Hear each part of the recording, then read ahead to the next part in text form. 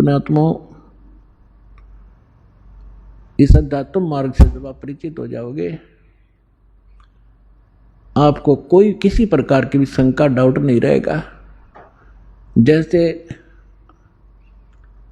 आपको ज्ञान वही होता है, प्रमाण वही होते हैं, उदाहरण वही होते हैं जो रह रहकर पूरे वर्ष सुनाए जाते हैं।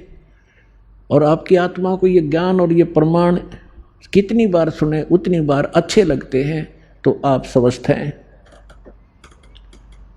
और जिसको ये महसूस होता है कि ये सत्संग तो मैंने पिछली बार भी सुना था, ये बात सुनी थी, तो ये आपकी कमजोरी है, आपके कोई वीकनेस आत्मा में आ चुकी है। जैसे एक स्वस्थ व्यक्ति होता है, वो सुबह खाना खाता है, रोटी वही होती है, थोड़ी बहुत दाल सब्जी में बेशक फर्क हो जाए, अंतर हो जाए, और सुबह खाना खाया और शाम को वही रोटी फिर रखी है और आपको रुचि नहीं बन पा रही है, तो आप अस्वस्थ हो गए हो।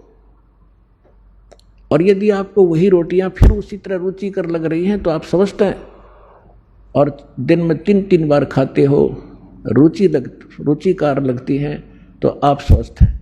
इसी प्रकार अब ये ज्ञान वही है, और जितनी बार सुने और जितनी बार ये आपको उतनी ही बार आपको ये अच्छा लगना चाहिए, तो आप स्वस्थ हैं। अन्यथा आपको फिर कोई पाप कर्म ने घेर लिया।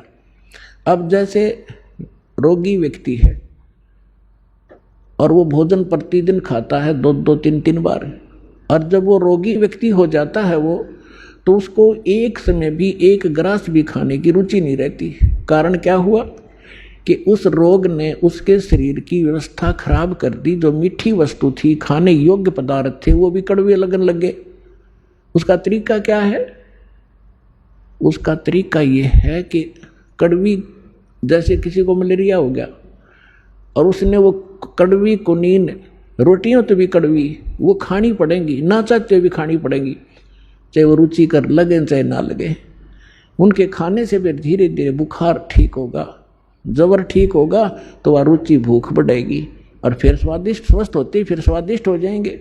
तो इसी लगा कर स्वादिष्ट लगा करेंगे। इसी प्रकार ये सत्संग के अंदर ये दोनों डोज हैं। इसमें आत्मा का आहार भी है और ये ट्रीटमेंट, ये उपचार भी साथ होता है।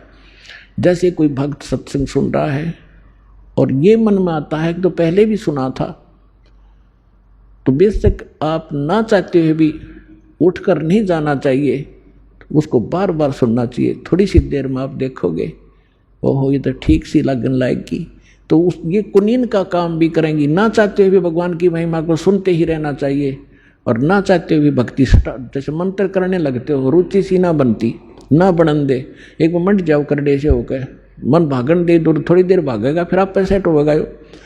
इसी प्रकार परमात्मा कहते हैं कबीर हरि के नाम को खज बजोते खज, उल्टा सुल्टा ओ गही खेत पड़ा जो बीज।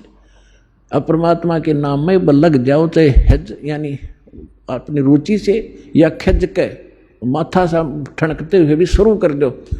और कहते हैं जैसे खेत में बीज पड़ गया, उल्टा पड़ोते सुल्टा उगेगा। तो इस प्रकार आपने इस ज्ञान को सुनना चाहिए।